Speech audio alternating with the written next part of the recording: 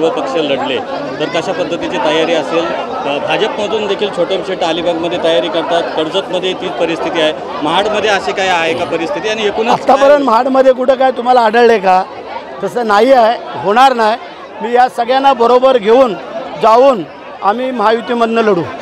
या सर्व मतदारसंघातना महायुतीतच बंडखोरी होण्याचे चिन्ह दिसते। पुढच्या काळात जे बंडखोरी करणार आहेत त्याबाबत सर्व तीन पक्षातले नेते बनून चर्चा करणार आहेत काय? 100% त्यामध्ये सगळे एकत्र येऊन आम्ही ती चर्चा करू आणि विषय संपून टाकू। महायुती अशी वेळ येणार नाही आहे।